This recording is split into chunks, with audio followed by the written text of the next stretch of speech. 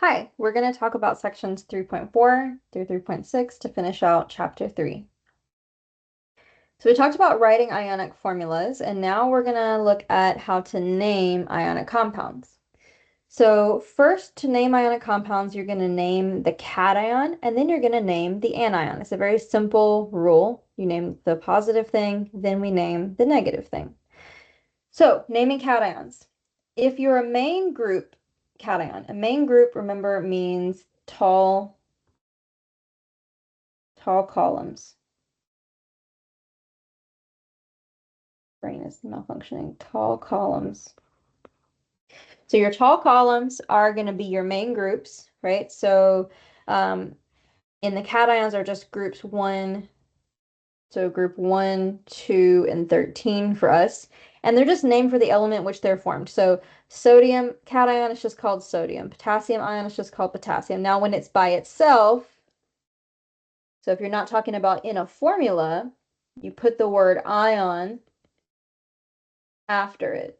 So you would want to make sure you're differentiating. Like if I tell, if I'm a doctor and I tell my patient, okay, you need more sodium in your diet, there's an assumption there that it's sodium ion. But if I were being very particular, I would say sodium ion, because telling them technically to eat sodium would be like telling them to eat something that would probably kill them. Because sodium by itself, sodium atom, is very dangerous.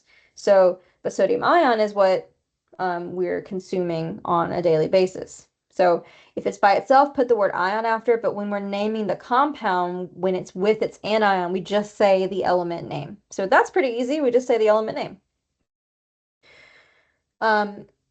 Some metals we talked about earlier make more than one different charge. And so we can't just say iron, for example. I can't just say iron chloride because iron has multiple charges. So my formula and my ratio of ions will be different depending on what the charge of iron is. So we are going to focus in this class only on the systematic name, where we put Roman numerals in parentheses to tell the charge. Roman numerals that you need to know are going to be 1, 2, 3, 4, IV, 5, which is V, and 6, which is VI. You won't need to know more than 6 for this class. So if the charge is 2, we put 2 in Roman numerals after the word ion. If the charge is 3, we put 3 in Roman numerals after the ion. You may come into contact with common names. Usually we use OUS for the cation with a smaller charge and ic for the cation with the higher charge, so ferrous and ferric.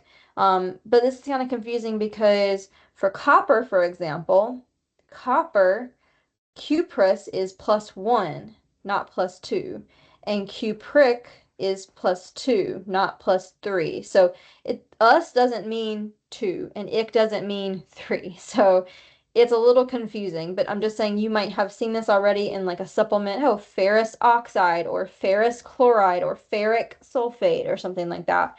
That's what that means. You are only responsible for the systematic name, though, with the Roman numerals. And the Roman numerals tell the charge of that ion because it does have multiple charges, so you do have to say which one it is. And that's it. That's naming cations. You're either going to put the element name or you're just going to put the element name with a charge if it's not one of the tall groups or the ones we talked about. So here it's going to be all your tall columns. So group 1, 2, 13, and I want you to know zinc and silver. They would follow under these main group ones. So no Roman numerals for these because they always have the same charge no matter what. You don't have to say zinc 2, silver 1, calcium 2, sodium 1. You just say calcium, zinc, sodium, magnesium, potassium. And anybody that's not in that list I just gave you is this one. They need Roman numerals to tell the charge. They're a type 2 metal or a type 2 cation. Don't worry about the types, just need to know which ones need Roman numerals, which ones don't. If If these are the ones that don't need Roman numerals, if it's not one of those, then it does need Roman numerals. For the metals, the non-metals never use Roman numerals. So here are some others that have Roman numerals, just so you can kind of see the common names for them. Again, you don't have to use the common names, but it's there in case you're curious. Anions. So we talked about this a little bit already, but when we change the element that's an anion or a nonmetal into an ion, we change the ending of it. We add IDE as the suffix. So bromine becomes bromide, chlorine becomes chloride, nitrogen becomes nitride, phosphorus becomes phosphide, sulfur becomes sulfide. So this is a list of just the common ones. I think that these would be you'd be good for these. I think there are others like selenium would be selenide, right? You could technically do them. Again, you have a multiple choice exams and quizzes for this class. So pretty easy to find that out. So that's it for anions. We'll talk more about polyatomic anions a little bit later, but cations, you just name the metal. If it's a special metal that has more than one type of charge, you put the Roman numerals for the charge. And then anions, you just put the IDE on the end. So the rule for naming ionic compounds is name the cation and the anion. If it's a main group metal, which is we're going to include group 1, group 2, group 13, zinc, and silver. We are not going to put the charge. We're just going to say the name of the metal. And then for the anion, you'll say the name of the anion, which is the name of the element with IDE. So here are those examples. We don't have to specify how many ions are in the formula. So you don't have to say anything to tell me there's 2 chlorines. I know there's 2 chlorines because magnesium is +2 and chlorine is -1. There has to be 2 chlorines. You don't have to tell me anything but the 2 elements we put here, the 2 ions, a cation, anion. If it's one with variable charge, you're going to tell me what the charge is, but you're going to have to figure that out. So let's look at how to figure that out. So for CuCl2, we need to name it, and we can already kind of guess what the name will be. We know Cu is copper, so we know the name is going to be copper chloride. Now, copper is not an element that's in group 1, 2, or 13, or zinc or silver. So copper does have Roman numerals. The Roman numerals are going to go in for the charge of the copper. And then I have chlorine, which is just going to be turned into chloride for my name. But I got to figure out what that charge is on the copper. So let's take a look at that. If I have Cu and Cl2, I got to figure out what is that charge on that copper. So let's kind of set up what we don't know. We don't know the charge of the copper. I do know it's positive, but I just don't know what positive it is. And I always know the anion. Chlorine is always -1. And now I have to think about how many chlorines I have and what does the charge of copper have to be, because remember the rule is we have to balance it out and it has to add up to 0. So there are 2 chlorines here. So there are 2 chlorines and there's 1 copper. So if there's 1 thing I don't know and there's 2 things I do know, well, I have to get them to add up to the same number, right? 2 -1s make -2. So what does the copper have to be if they have to be equal and opposite charges? The copper has to be +2. So copper must be 2 plus, because the only way to cancel out -2 is to put +2. Does that make sense? So you kind of have to draw it out and look at it and look at the formula and look at what you do know to figure out the unknown. One other way that you can do this if you want to is to say 1 copper I don't know plus 2 chlorines I know are -1 have to add up to 0. Here I was just saying they kind of have to add up to each other, like the number has to be the same. Here you're actually going to take into account the charge and make them add up to 0. And if you do this algebra out, you'll get x equals +2, which is our charge for copper. So we put in copper 2 chloride. It's not copper 1 because there's 1 of them. Roman numerals tell me the charge, not how many there are. So it's copper 2 because the charge of copper is 2. If there are 2 chlorides that equal -2, the copper must be positive 2 if there's only one of them that balances out a -2. One of what makes a 2? One of a 2 makes a 2, if that makes sense. So they kind of are talking about this in the slide, like the cation has to have +2 to make the overall charge. So we could call this copper 2 chloride or cupric chloride. Again, you're not going to worry about the common name. And then when we're naming it, we write the name of the cation, the positive first, and then the anion.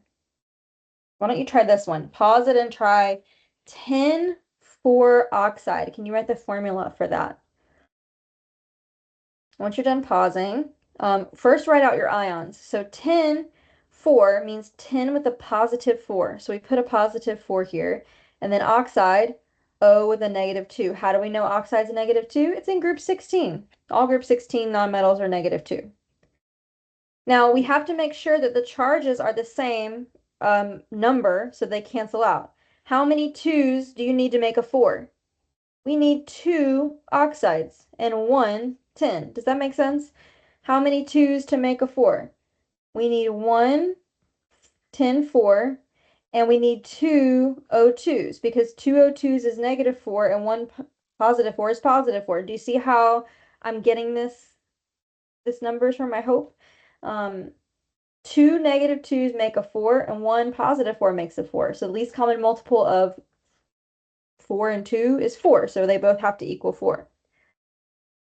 Because we need 2 -2's, we write the formula 2 O2. So 1 10, that's your +4, and 2 O's, that's your -4. 2 -2's make a -4. This takes practice, so don't be too frustrated if you're not immediately understanding. You could do the crisscross, but if you crisscross this one, you got to make sure to reduce it so you'll get down to the correct answer. All right, moving on to non-math stuff, a little less content here. Really quick, just physical properties of ionic compounds. So ionic compounds, because they have their attraction, it's a positive charge, negative charge, really strong attraction. They have very high melting and boiling points. It's really hard to separate those particles because they really like each other. Now, but when they dissolve in water, they actually really like water a lot, and they'll actually break apart in water. And so when the ionic compounds dissolve in water, most of them dissolve well in water. Some of them don't dissolve quite as well in water, but most of them do dissolve pretty well. They separate into their ions and they make a solution that is got charges in it. We call this an electrolyte. And so if you're like, oh, I need to drink some electrolytes, it's probably ionic compounds, or it is ionic compounds dissolved in water to give you a solution of water. A solution is just a mixture.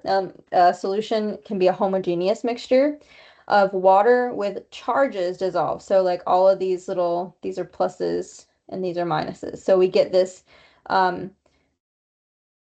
charged particles floating around in water, and we call those electrolytes because they can conduct electricity.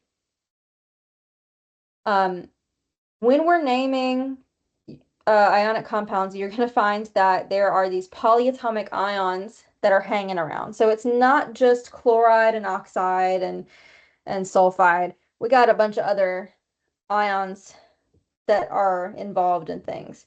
This is from your memorization list. You do need to memorize the formula, including the charge and the name.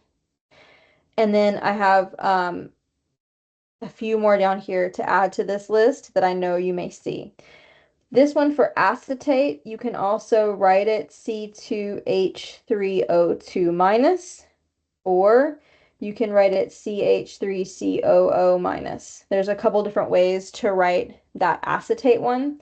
The rest of them, this is the way they have it, is fine. But make sure you have your flashcards and you're memorizing not just the CO3, but the CO3 2-. You got to know the charge so you can use it to build your formulas. So you'll need to get on with memorizing those if you haven't already. We're going to write the formulas exactly the same with polyatomics as we did with regular stuff. So if we have sodium with a +1 charge and nitrite with a -2 charge, we just need one of each, right? One positive one and one negative one. So I put 1 Na and I put 1 NO2. If I use parentheses around a polyatomic, it means I have more than one of the polyatomic. If I only have one of it, I don't need parentheses. I just say, hey, there's 1 NO2. Here, I have 2 plus for barium and 2 minus for sulfate. How many 2's do we need to make a 2? 1. So 1 barium and 1 sulfate. Again, I don't put parentheses around it unless I have more than one. So if you just have one of the polyatomic ion, just leave it alone. So this is 1 sodium, 1 nitrite, that's 1 barium, 1 sulfate. We're never going to be naming something or writing things for ionic that have more than 2 pieces. Ionic is always cation and then anion. There's not 3 different pieces to this, even though there's 3 elements. So memorizing those polyatomics and recognizing them is going to be really helpful. When you have unequal charge, so if we want to put magnesium with this one hydroxide, we need 2 -1s to balance out a +2. Don't look at the formulas, look at the charges. I need 2 -1s, whatever it is, to balance out a +2. So I'm telling you in the formula here, 2 of this whole group, that's my -1s. So 2 -1s make a +2. So if we have more than one polyatomic, you do put parentheses around it and you put the number that you want of that group on the outside. But no parentheses if there's just one of them. But if you do need more than one, you do have to put parentheses. So if you did MgOH2, that's not the same. This is telling me 2 OHs. This is telling me 2 H's and 1 O. And so that's not necessarily the same as the previous formula. When you're naming ionic stuff, you don't do anything to the polyatomic, or sorry, when you're naming polyatomic stuff, we don't do anything to the polyatomic. We don't write Roman numerals. We don't change the name. We just write what it is. So if you see sodium and bicarbonate hanging out, we just call it sodium bicarbonate. If you see aluminum and sulfate hanging out, we just call it aluminum sulfate. We don't do anything to the name of that polyatomic that you just spent a bunch of time memorizing. And then here's a nice little list of ionic compounds, kind of a flow chart. Ionic compounds are metals and nonmetals, cations and anions, kind of color-coded there for you. First, you name the cation. If it has a fixed charge or only one charge, you just use the name. If it has a variable charge, you put Roman numerals for the charge. And then the anion. If it's just the one element anion, you just change it to IDE. If it's polyatomic, you just leave it alone. Here, I know they're saying the 8s and the ites, but you'll have those memorized. So you don't need to worry about knowing like this rule. You just leave it alone. Leave the name the way that it was. There's a practice website for writing and naming formulas. I would highly recommend that you go on that. You can literally make yourself a quiz of however many questions you want and just constantly be practicing writing and naming formulas. Do only ionic ones for now. You can add in common, not uncommon polyatomics. You can make your own quiz there. And as we add more stuff we name, you can add more to that quiz and kind of customize it to what you want.